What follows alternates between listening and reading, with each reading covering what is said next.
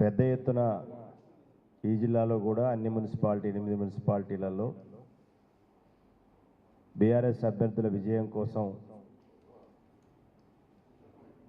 కష్టపడ్డటువంటి నాయకులకు కార్యకర్తలందరికీ కూడా ధన్యవాదాలు తెలియజేస్తా ఉన్నాం.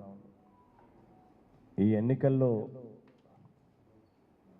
ఒక పక్క బీఆర్ఎస్ పార్టీ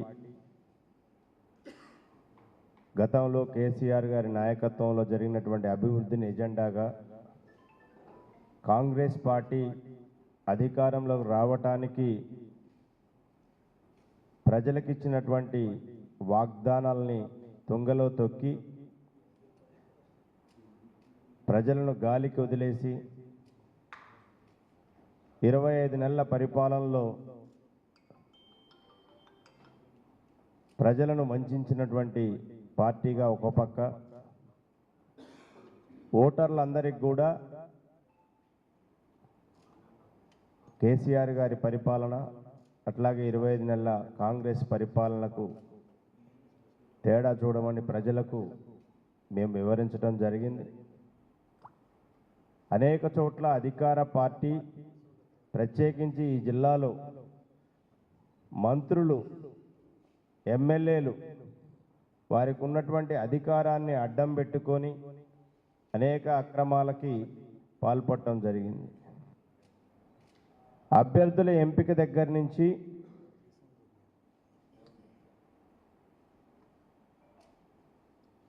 పోలీసు యంత్రాంగాన్ని ఉపయోగించి ప్రతిపక్ష పార్టీలో బీఆర్ఎస్ పార్టీలో ఉన్నటువంటి నాయకుల్ని బెదిరించి డబ్బు ప్రలోభాలకు గురిచేసి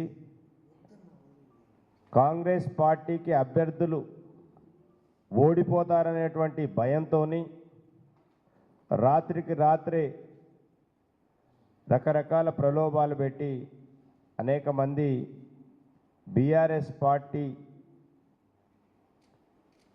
కార్యకర్తల్ని అధికార పార్టీలో చేర్చుకోవడం జరిగింది.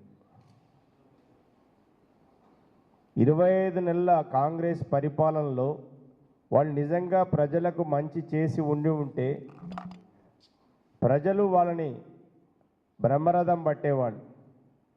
కానీ చాలా వార్డులలో వాళ్ళకు అభ్యర్థులు దొరకని పరిస్థితి, వాళ్ళకు ఉన్నటువంటి అభ్యర్థులు ఓడిపోతారనేటువంటి భయంతో ఏదులాపురం నుంచి మొదలుపెట్టి అశ్వారావుపేట వరకు అనేక మంది బీఆర్ఎస్ పార్టీ వారిని నిస్సిగ్గుగా కొనుగోలు చేసి వారి అభ్యర్థులుగా డిక్లేర్ చేసుకోవటం జరిగింది. 3 మంత్రులుండి ఈ జిల్లాకి ఏమి అభివృద్ధి చేశా చెప్పుకోలేనటువంటి ఒక నిస్సహాయ స్థితిలో ఈ 3 మంత్రులు ఉండటం జరిగింది. మంత్రులకు కూడా ఎక్కడ షాకు తగులుద్దనే ఉద్దేశంతో మంత్రులు కూడా రకరకాలుగా అటు పోలీస్ యంత్రాంగం ఇటు రెవెన్యూని గతంలో ఎప్పుడు లేని విధంగా, చరిత్రలో ఎప్పుడు లేని విధంగా ఒక రకమైన విచ్చలవిడితనానికి ఒక మంత్రి ఏమో బాహాటంగానే రాజ్యాంగం మీద ప్రమాణం చేసిన మంత్రి ఓటు వేయకపోతే బొక్కలో వేస్తాం, ఉచ్చబోపిస్తాం అంటే ఒక రాష్ట్ర క్యాబినెట్లో ఉన్నటువంటి మంత్రి ఎవరిని బెదిరిస్తున్నాడు? ఓటర్స్ని బెదిరిస్తున్నాడా?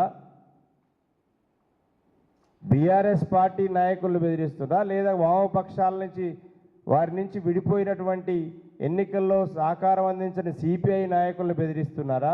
మరి మంత్రి కూడా ఓపెన్గా చెబితే బాగుండేదని మేము అనుకున్నాం. విచ్చలవిడి పట్టపగలు బొక్కలో వేస్తాం, తొక్కుతాం, మీ మీద ఉక్కు పాదం మోపుతాం, ఉచ్చబోపిస్తాం. ఇదే నా మంత్రి మాట్లాడేది? ఒక్కసారి ఆలోచించాలని ప్రజలందరినీ, ఈ 8 మున్సిపాలిటీలో ఉన్నటువంటి ఓటర్లందరికీ కూడా మేము విజ్ఞప్తి చేస్తూ ఉన్నాం. ఇంకొక ఆయన అండర్ గ్రౌండ్ డ్రైనేజీతోని దీన్ని నేను మదర్ని సింగపూర్ చేస్తాను ఒక ఆయన చెప్తా ఉన్నాడు. ఇంకో మంత్రి ఏమో కేసీఆర్ గారి పరిపాలనలో వ్యవస్థలు ధ్వంసమైపోయినాయి, వ్యవస్థలు నిర్వీర్యం అయిపోయినాయి అన్నాడు. నేను కూడా మంత్రి గారిని అడుగుతున్నా, అయ్యా నువ్వు కేసీఆర్ గారి మంత్రివర్గంలో నువ్వు కూడా మంత్రిగా ఉన్నాను అనేటువంటి సోయి తెచ్చుకోని మేము అడుగుతా ఉన్నాం. నువ్వు ఆ రోజు మంత్రిగా లేవా? నువ్వు పనిచేసినటువంటి R&B శాఖ మరి నిర్వీర్యం అయిపోయిందా? లేదా నువ్వు కట్టినటువంటి భక్త రామదాసు నీ చేతుల మీదకి వెళ్ళే కదా కట్టింది, మరి అది కూడా నిర్వీర్యం అయిపోయిందా? మరి ఏమి పార్టీ మార్చి కండవ మారవగానే వ్యవస్థలు నిర్వీర్యం అయిపోయినాయా? మీరు ముగ్గురు కలిసి అసలు ఈ జిల్లాకి ఏం చేశారని చెప్పండి. ఒక తట్టెడు మట్టి పోసారా నేను అడుగుతున్నా. వ్యవసాయ శాఖ మంత్రిగా ఉండి యూరియా కట్ట ఇవ్వలేని ఆయన మంత్రిగా ఉన్నాడు. రెవెన్యూ మంత్రిగా ఉండి పాలేరులో కనీసం ఏం అభివృద్ధి చేసుకోలేనటువంటి పరిస్థితి, ఆయన చెప్పలేని పరిస్థితి. మా ఉపేందర్ రెడ్డి గారు ఆ రోజు ఎమ్మెల్యేగా ఉండి జవహర్లాల్ నెహ్రూ టెక్నాలజికల్ యూనివర్సిటీ నుంచి ఇంజనీరింగ్ కాలేజీ తీసుకొచ్చింది ఉపేందర్ రెడ్డి గారు. లేదు ఆబద్దులపల్లిలోనే నర్సింగ్ కాలేజీ తెచ్చింది ఉపేందర్ రెడ్డి గారు. లేదు అక్కడ ఒక వ్యవసాయ మార్కెట్ని తీసుకొచ్చింది ఉపేందర్ రెడ్డి గారు కేసీఆర్ గారి సహకారంతో. మరి నువ్వేం చేస్తున్నావు? ఆ తెచ్చిన వాటిని ఆ రోజు వచ్చినటువంటి ఈరోజు రిబ్బన్లు కట్ చేస్తున్నావు. నువ్వు రిబ్బన్ల మంత్రిగానే మిగిలిపోతావు తప్ప అభివృద్ధి మంత్రిగా మాత్రం ఉండవు.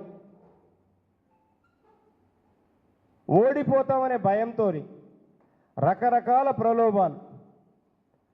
అరే ఇంటికి పోలీసు వాళ్ళు కానిస్టేబుల్స్ని SIలు CIలు పంపించి నువ్వు పోటీ చేయబాకు, పోటీ చేస్తే ఇబ్బంది పడతావు, ఇంకా 3 సంవత్సరాలు ప్రభుత్వం ఉంటుంది, మీకు ఇబ్బందులు అయితే కాంట్రాక్టర్లను బెదిరిస్తున్నారు, కాలేజీ వాళ్ళని బెదిరిస్తున్నారు, ఉద్యోగాల బెదిరిస్తున్నారు. అంటే ఒక బెదిరింపుల పర్వానికి తెరలేపి గెలవాలని చూస్తున్నారు. అయినా ఖచ్చితంగా రేపు జరిగేటువంటి ఎన్నికల్లో కర్రుగాల్చి వాత పెట్టడం గ్యారంటీ అధికార పార్టీకి. బీఆర్ఎస్ పార్టీ, CPM పార్టీ మద్దతుతోని జిల్లాలో ఈరోజు బ్రహ్మాండమైన విజయాలు సాధించబోతా ఉంది. నేను కూడా కమ్యూనిస్ట్ పార్టీ సోదరులు అడుగుతా ఉన్నాను, CPI పార్టీని అడుగుతా ఉన్నాను, అయ్యా మీరే ఇప్పటిదాకా అంటగాగి ఉన్నారు మీరు కాంగ్రెస్ పార్టీతోని. రేవంత్ రెడ్డి మీ నారాయణ గారు కూడా వచ్చి నిన్న ఆయన పొంగులేటి గారి గురించి వ్యాఖ్యలు చేశారు. రేవంత్ రెడ్డికి పొంగులేటి రూపంలో ముప్పు ఉంది అని, ఆయన సంజయ్ గాంధీ వారసుడని, స్వయంగా నారాయణ గారు CPI జాతీయ కార్యదర్శిగా పనిచేసినటువంటి వ్యక్తి నిన్న ఖమ్మంలో ప్రచారంలో మాట్లాడటం జరిగింది. మరి CPI నాయకుల్ని దాని తర్వాత నిన్న స్వయంగా పొంగులేటి శ్రీనివాసరెడ్డి గారు పబ్లిక్గా పట్టపగులుగా బెదిరించడం జరిగింది. మీ చందాలు దందాలు ఆపండి, మీరు మీ బెదిరింపులు ఆపండి, లేకపోతే మిమ్మల్ని బొక్కలేస్తాను, తొక్కిస్తాను, మీ మీద ఉక్కు పాదం మోపుతా ఉన్నాను. నేను అడుగుతున్న CPI నాయకుల్ని కార్యకర్తలందరికీ కూడా విజ్ఞప్తి చేస్తున్నాం, మీరు పొంగులేటి చేసిన వ్యాఖ్యల్ని మీరు ఆహ్వానిస్తున్నారా? లేదు మీరు ఇన్ని రోజులు వాళ్ళకు మద్దతు ఇచ్చినందుకు మీకు ఇచ్చిన బహుమానం అదేనా అని నేను అడుగుతా ఉన్నా. కాబట్టి CPI కార్యకర్తలు కూడా ఆలోచించుకోమని చెప్తున్నాం. మీరు ఓటేసే ముందు ఒక్కసారి ఆలోచించుకోమని చెప్తా ఉన్నా. ఎక్కడికి వెళ్ళనియండి, నిన్న ఈరోజు ప్రోగ్రాం పెట్టారు, ప్రోగ్రాం స్కెడ్యూల్ రిలీజ్ చేశారు. మేము కల్లూరు సత్తుపల్లి ప్రోగ్రాం మంత్రి గారు అంటే మామూలు వ్యక్తి కాదు కదా, ఒక వ్యవస్థలో భాగం. ఇది ఒక క్యాబినెట్ హోదా ఉన్నటువంటి వ్యక్తి. అఫీషియల్గా ప్రోటోకాల్ రిలీజ్ చేశారు అక్కడ పర్యటిస్తున్నామని. మళ్ళా బీఆర్ఎస్ పార్టీ కంప్లైంట్ చేస్తే ఆ జిల్లా అధికారులకి ఇది చేయకూడదు, మీరు రాజ్యాంగం ప్రకారం మోడల్ కోడ్ ఆఫ్ కండక్ట్ దీంట్లో ఇంప్లిమెంటేషన్లు ఉందని చెప్తే మళ్ళీ రివైజ్డ్ స్కెడ్యూల్ పంపించింది. అంటే మంత్రులకి ఏం చేస్తున్నారో కూడా అర్థం కాని పరిస్థితిలో ఉన్నారు. ఇది సరిపోదని చరిత్రలో ఎప్పుడు జరగలే. మీకు జిల్లాలో ఉన్నటువంటి అధికారులు వారి యూనియన్ నాయకులతో నిన్న స్వయంగా రాష్ట్ర రెవెన్యూ మంత్రి గారు టెలికాన్ఫరెన్స్ పెట్టాడు. పార్టీ కాన్ఫరెన్స్ లాగా టెలికాన్ఫరెన్స్ పెట్టి దాంట్లో రివ్యూ చేశాడు. ఏ వార్డులలో ఎన్ని ఓట్లు వస్తున్నాయి, ఏ వార్డులలో ఈ ఉద్యోగ సంఘాల నాయకులు ఎన్ని ఓట్లు మొబలైజ్ చేస్తున్నారు, దాంట్లో గెలవటానికి కావలసిన సూచనలు సలహాలు ఉద్యోగ సంఘ నాయకులే ఇస్తున్నారు. అంటే ఉద్యోగ సంఘాల నాయకులు కాంగ్రెస్ పార్టీ ఏజెంట్లా అని నేను అడుగుతా ఉన్నా. మీకు ఇష్టమైతే కాంగ్రెస్ పార్టీ, మీకు ఇష్టమైతే మాకు అభ్యంతరం, కానీ మీకున్న ఉద్యోగానికి రాజీనామా చేసి కాంగ్రెస్ పార్టీ కండవ కప్పుకొని నేను అడుగుతా ఉన్నా. కాంగ్రెస్ పార్టీ కండవ కప్పుకొని మాకే అభ్యంతరం లేదు అంటున్నా. ఉద్యోగ సంఘాల నాయకులుగా ఉండి ప్రజలు కట్టిన ట్యాక్స్ ద్వారా మీ జీతాలు పొందుతూ కాంగ్రెస్ పార్టీ ఏజెంట్లుగా పనిచేయటం అనేటువంటి ప్రజలు అర్థం చేసుకోవాలి. దానికి స్వయంగా ఈ రాష్ట్రానికి రెవెన్యూ మంత్రిగా ఉన్నటువంటి వ్యక్తి ఆ మీటింగ్ని కోఆర్డినేట్ చేశాడు. ఆ మీటింగ్లో ఒక్కొక్కళ్ళు, సీనన్న ఈ వార్డులో ఇన్ని ఓట్లు వస్తున్నాయి, సీనన్న ఆ వార్డులో అన్ని ఓట్లు వస్తున్నాయి, వీనన్నిటికీ మేము బాధ్యత తీసుకున్నాం, మీరు మాకు ఇచ్చినటువంటి మాకు చేసినటువంటి సహకారానికి మేమే బాధ్యత తీసుకుని కాంగ్రెస్ పార్టీ మండల నాయకుల్లాగా గ్రామ నాయకుల్లాగా ఉద్యోగ సంఘ నాయకులు మాట్లాడారు. అది సరిపోదని ఉద్యోగ సంఘ ముఖ్య నాయకులందరితో కలిసి నిన్న మళ్ళీ మధ్యాహ్నం లంచ్ అరేంజ్ చేయించారు. ఆ లంచ్లో కూడా ఉద్యోగ సంఘ నాయకులు మాట్లాడతారు. గతంలో మేము ఏ విధంగానైతే బీఆర్ఎస్ పార్టీ ఓటమికి మేము కష్టపడ్డామో ఇప్పుడు కూడా అదేవిధంగా మీతో పాటు ఉంటాం, బీఆర్ఎస్ను ఓడగొడతామని చెప్పారు. అని నేను అడుగుతున్న ఉద్యోగ సంఘ నాయకుల్ని, మీకు ఉద్యోగం ఇచ్చింది కాంగ్రెస్ పార్టీయా లేదా రాష్ట్ర ప్రభుత్వం ఇచ్చిందా? రాష్ట్రంలో ఉన్నటువంటి 4 కోట్ల మంది ప్రజానికం ట్యాక్సులు కడితే ఆ ట్యాక్సుల రూపంలో వచ్చిన డబ్బుల ద్వారా మీకు మంత్లీ శాలరీస్ వస్తున్నాయి.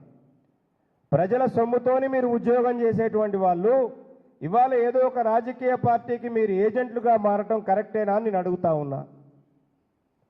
మీరు ఏజెంట్గా మారండి, మాకు అభ్యంతరం లేదు, కానీ ఉద్యోగానికి రాజీనామా చేయండి. ఉద్యోగాలకు రాజీనామా చేసి కాంగ్రెస్ పార్టీ కండవలు కప్పుకొని మీరు ఫీల్డ్లోకి వచ్చి పనిచేయమని అడుగుతా ఉన్నాం.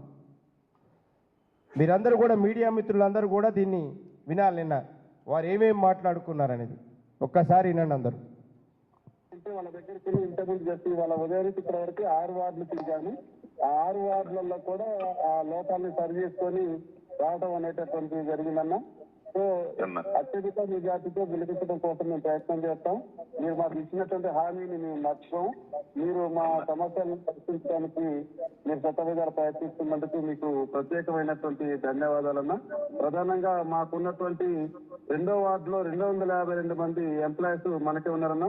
3వ వార్డులో 120 మంది, 4వ వార్డులో 178 మంది, 5వ వార్డులో 252 మంది, 6వ వార్డులో 402 మంది, 7వ వార్డులో 259, 13వ వార్డులో 82 మంది, 17వ వార్డులో 30 మంది, 17వ వార్డులో 33 మంది, 18వ వార్డులో 258, 19వ వార్డులో 250, 22వ వార్డులో 612, 23వ వార్డులో 450, 24వ వార్డులో 480, 25వ వార్డులో 302, 26లో 402, 27లో 225, 28లో 380, 29లో 485, 30వ వార్డులో 315 అన్న, 31వ వార్డులో 280, 32వ వార్డులో 360 ఓట్లు ఉన్నాయన్న. ఇవి మా ఎంప్లాయీస్ అన్ని కూడా దీనికంటే ఎక్కువగా మనకు పోలేటువంటి అవకాశం ఉన్నది అన్న. మీకు ఓపెన్ గా చెప్పాలంటే ఇంకా 4 వార్డులు టైట్ లో ఉన్నాయి. ఆ టైట్ లో ఉన్నటువంటి వార్డులకు మేము ప్రయత్నం చేస్తా ఉన్నాం. మీరే బాధ్యత తీసుకుని గెలిపించుకోవాలన్నా ప్లీజ్. ప్రస్తుతం అయితే అన్న ఆ ప్రయత్నంలోనే ఉన్నా. నేను ఖచ్చితంగా వాటిని కూడా చెక్ చేస్తాము. రెగ్యులర్ గా కాంటాక్ట్ లో ఉన్నాను. రెగ్యులర్ గా మా కమిటీ సమావేశం ఏ రోజుకి ఆ రోజు మొత్తం తిరిగిన తర్వాత అధ్యక్ష ప్రధాన కార్యదర్శులు అందరినీ కూర్చోబెట్టి ఏ రోజుకి ఆ రోజు రివ్యూ చేసుకుంటూ రేపేం చేయాలనేటటువంటిది కూడా మేము ప్లాన్ రూపంలో చూస్తాము. ఇవాళ అన్ని వార్తలు కూడా మన వరకు మంచిగా ఉన్నారన్న. నాతో పాటు మా అసోసియేట్ అధ్యక్షుడు శోభన్ బాబు, మా అసోసియేట్ నాయకుడు రమణ గారు, వీళ్ళందరూ కూడా నా పక్కనే ఉన్న కృతజ్ఞత తెలియజేస్తున్నాం. ఒక్క నిమిషం మా శోభన్ బాబు. విజయన్న ఒక్క నిమిషం. మనం ఎంప్లాయీస్ కి అందరూ మద్దతు ఉంటారు, కానీ ఆ రోజు అందరినీ కూడా పోలింగ్ బూత్ కి తరలించి గతంలో అసెంబ్లీ పార్లమెంట్ కి 100% పోలింగ్ చేయించాము. పోలింగ్ చేసుకుని వెళ్ళాలి మనం. మనోళ్ళు మన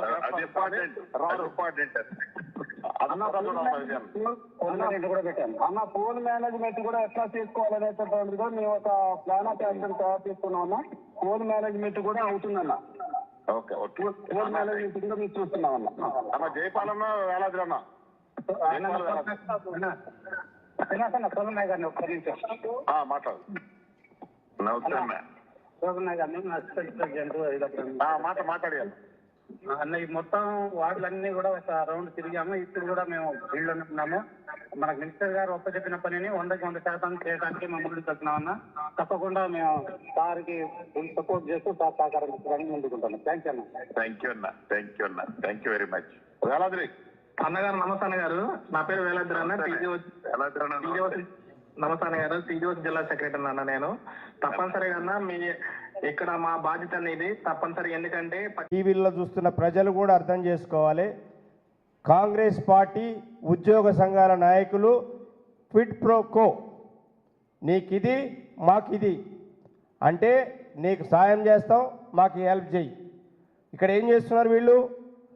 ఓట్లని ఎట్లమ్మ ప్రభావితం చేయాలి, ఎక్కడెక్కడ ఎనాలిసిస్ చేసుకొని ఓటర్లను వర్క్ చేయాలి, వాళ్ళే కాంగ్రెస్ ఏజెంట్లాగా ఈ పని చేస్తున్నారు.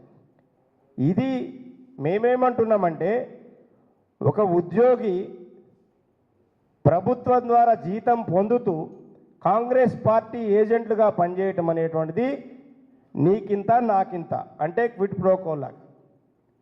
ఎవరైతే దీనికి బాధ్యతగా ఉన్నారో వాళ్ళ మీద చట్ట ప్రకారం చర్య తీసుకోవాలని మేము రాష్ట్ర ప్రభుత్వాన్ని అధికారులని డిమాండ్ చేస్తూ ఉన్నాం. అసలు ఎలక్షన్ కమిషన్ ఏం చేస్తుంది? మొద్దు నిద్రపోతుందా? అధికారులు ఈ విధంగా పెట్టిరేగి విచ్చలవిడితనంతో ప్రవర్తిస్తూ ఉంటే మీ మోడల్ కోడ్ ఆఫ్ కండక్ట్ ఏమైంది అని నేను అడుగుతా ఉన్నా.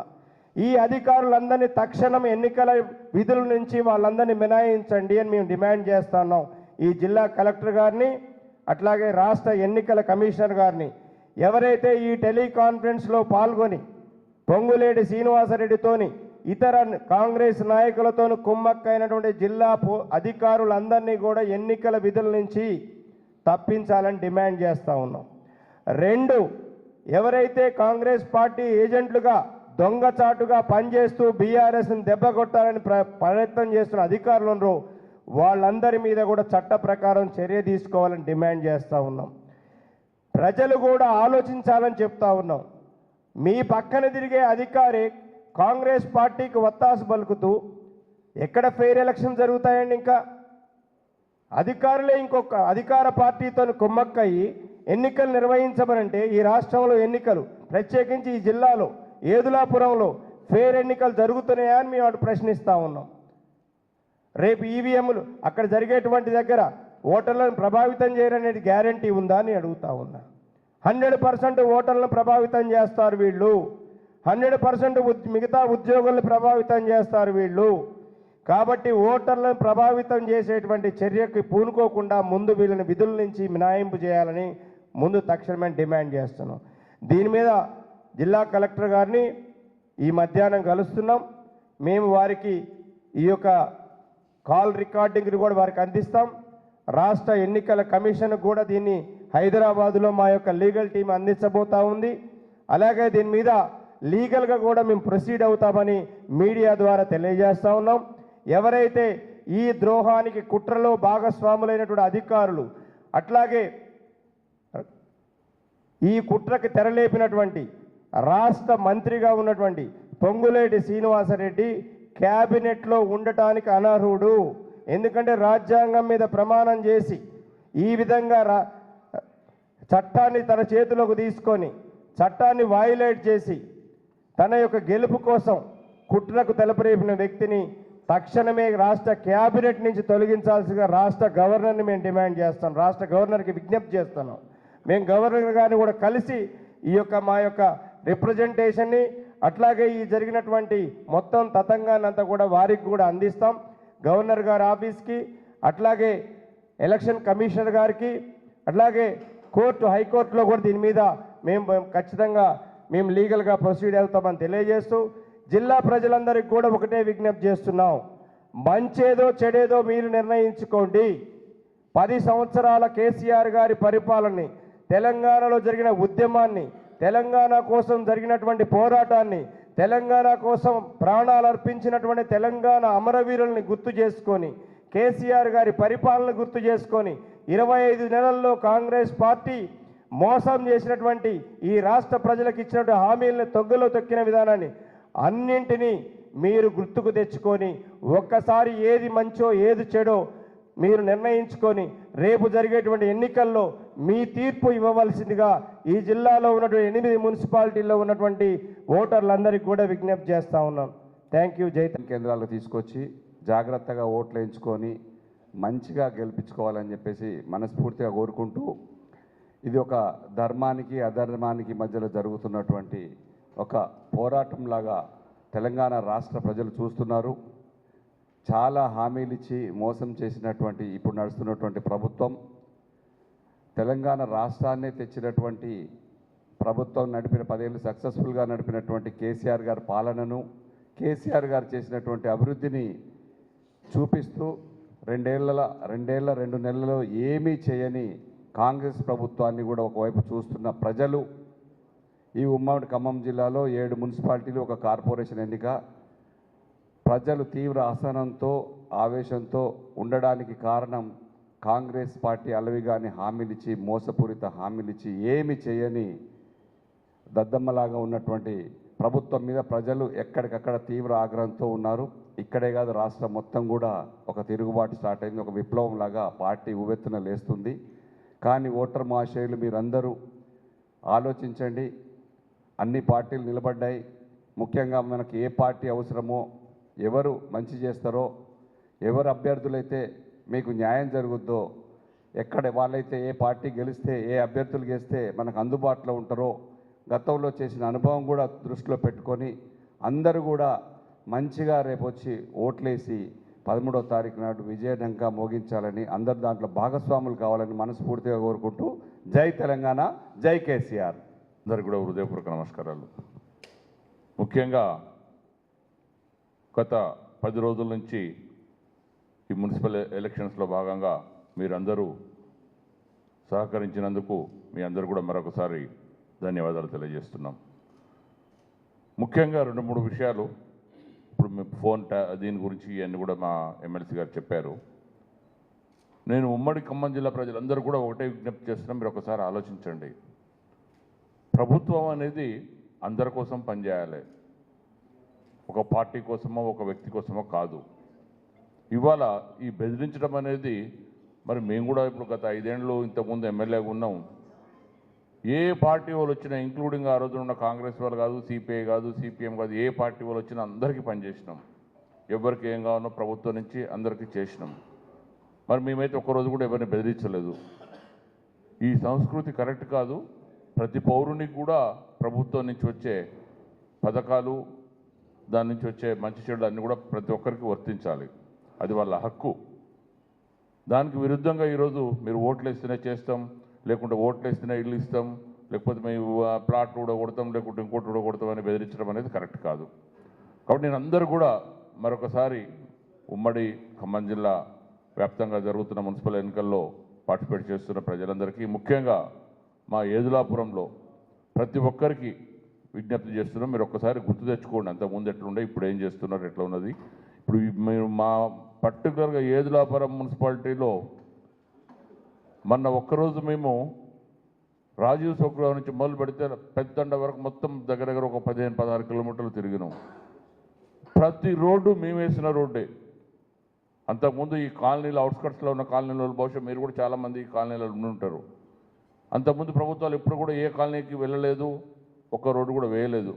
ఇప్పుడు ఇదే టీఎన్జిఓస్ కాలనీలో మెయిన్ రోడ్డు వాళ్ళకు 2 అడుగులు 3 అడుగులు గుంతలలో మేము నడుచుకుంటూ పోయి వాళ్ళకు మామూలుగా సీసీ రోడ్లు వేసేదానికంటే డిఫరెంట్గా ఆడ మొత్తం ఊపి మాదిరి ఉంటుంది అన్నమాట.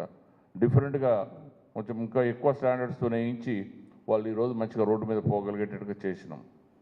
కాబట్టి మీరు అందరూ కూడా, ప్రజలందరూ ఒకసారి ఆలోచించండి. ఆలోచించి తప్పకుండా మా సిపిఎం బీఆర్ఎస్ కూటమి అభ్యర్థులందరినీ గెలిపించండి. ఖచ్చితంగా మేము ఏదులాపురం మున్సిపాలిటీ గెలవబోతున్నాం. 32లో కనీసం ఒక 21-22 గెలుస్తున్నాం. ఖచ్చితంగా మున్సిపాలిటీ మనదే. కాబట్టి మీరు అందరూ కూడా ఎక్కడ ఎట్లాంటి భయభ్రాంతులకు లోను కాకుండా మంచిగా మీతో పాటు పక్కన ఉన్న వాళ్ళని కూడా తీసుకెళ్ళి ఓట్లు వేయించి మమ్మల్ని అందరినీ మనస్ఫూర్తిగా ఆశీర్వదించాలని మనస్ఫూర్తిగా కోరుకుంటున్నాం. మున్సిపాలిటీలో అదేవిధంగా యదులాపురం కానీ కల్లూరు కానీ ఇలా వివిధ ప్రాంతాల్లో నేను కూడా పర్సనల్గా ప్రతి డోర్ టు డోర్ క్యాంపెయినింగ్ చేసినప్పుడు స్పష్టంగా ప్రజల యొక్క మద్దతు అనేది బీఆర్ఎస్ పార్టీకి కనిపిస్తూ ఉంది. దీనికి ముఖ్య కారణం ఏంటంటే గతంలో బీఆర్ఎస్ పార్టీ ప్రభుత్వంలో చేసినటువంటి అభివృద్ధి పనులు దీనికి సాక్ష్యం. అయితే నేను చెప్పదలుచుకుంది మాత్రం ఒకటి క్లియర్, ప్రజల్లో కాంగ్రెస్ ప్రభుత్వం పట్ల వ్యతిరేకత అనేది స్పష్టమవుతూ ఉంది. బీఆర్ఎస్ పార్టీతో పాటు కూటమిగా ఏర్పడినటువంటి సిపిఎం మిత్రులు ఎక్కడైతే పోటీ చేస్తూ ఉన్నారో అన్ని చోట్ల కూడా ఖచ్చితంగా మా అభ్యర్థులందరూ కూడా ఘన విజయం సాధిస్తారనే నమ్మకం మా అందరికీ ఉంది. అయితే నేను గతంలో శాసనసభ్యురాలుగా పనిచేసినప్పటికీ ఇప్పటికీ ఖమ్మం జిల్లా పరిస్థితులు చూసుకుంటా ఉంటే మన జిల్లా చైతన్యవంతమైనది. ఎక్కడైనా కానీ రాజకీయ పరంగా ఎంతో ఉద్దండులు ఉన్నటువంటి ఉద్దండులని మనకి రాష్ట్రానికి అందించినటువంటి జిల్లాగా పేరొందింది. ఎక్కడా కూడా విద్వేషాలకు కానీ ప్రజలకు రెచ్చగొట్టే విధంగా కానీ రాజకీయ ఉపన్యాసాలు లేవు, రాజకీయ చర్యలు కూడా అది లేవు. ఏదున్నా కానీ మనకి పాలన పరంగా అదేవిధంగా పాలసీస్ పరంగా ఉండేటటువంటి చర్చలు ఉండేవి. చర్చల్లో ప్రజలకు మంచి ఏది అనేది ఒక ఫలితం అనేది వచ్చేది. కానీ గతంలో మనం చూసుకుంటే ఈ మధ్యనే రేవంత్ రెడ్డి గారు గౌరవ ముఖ్యమంత్రి గారు వచ్చినప్పుడు ఆయన భాష ఏ రకంగా ఉంది, మరి ఇప్పుడు మా యదులాపురం పంచాయతీలో చూసుకుంటే ఎలా ఉంది అని అంటే ఖమ్మం జిల్లా ప్రజలు అట్లీస్ట్ అయితే ఇలాంటి వాతావరణాన్ని అయితే ఎవరు కోరుకోవట్లేదు. కాబట్టి నేను ప్రజలందరినీ కూడా నేను కోరుకుంటా ఉన్నాను, ముఖ్యంగా మహిళలు, యువత, అదేవిధంగా పెద్దవాళ్ళందరికీ కూడా నేను ప్రత్యేకంగా రిక్వెస్ట్ చేస్తున్నాను. గతంలో మీరు చూసిన అభివృద్ధి ఇప్పుడేం జరుగుతుందో కంపేర్ చేసుకోండి. మహిళలందరూ కూడా సంతోషంగా గర్వంగా మాకు కేసీఆర్ గారు ఉన్నారు, మేము అప్పుడు బాగుంది, కానీ ఇప్పుడున్న ప్రభుత్వంలో మాకు హామీలు చెప్పారు కానీ మోసం మాత్రమే మిగిలిందని ప్రతి గడపలో ప్రతి ఆడబిడ్డ చెప్తా ఉన్నారు. కాబట్టి నేను అందరినీ కూడా వేడుకుంటున్నాను, రిక్వెస్ట్ చేస్తున్నాను, మనం అభివృద్ధికి ఓటేద్దాం. బీఆర్ఎస్ పార్టీని ఖచ్చితంగా మీరు గెలుపు దిశగా తీసుకెళ్తారనే నమ్మకం మాకుంది. ఇప్పుడు కాంగ్రెస్ ప్రభుత్వం వాళ్ళకు కూడా ఎందుకు అనిపిస్తుంది అంటే వాళ్ళకి ఎక్కడ చూసినా ఇంటెలిజెన్స్ రిపోర్ట్ అని అంటూ ఉన్నారు. ఎక్కడైనా కానీ బీఆర్ఎస్ పార్టీ గెలుస్తుంది కాబట్టే అన్ని చోట్ల కూడా ఇటువంటి చర్యలకు పాల్పడుతూ ఉన్నారు. కాబట్టి నేను మీ అందరినీ కూడా కోరుకుంటున్నాను, ఖచ్చితంగా బీఆర్ఎస్ పార్టీ అభ్యర్థులకు అదేవిధంగా కూటమి అభ్యర్థులకు ఓటు వేసి గెలిపించాలని ప్రత్యేకంగా రిక్వెస్ట్ చేస్తాను.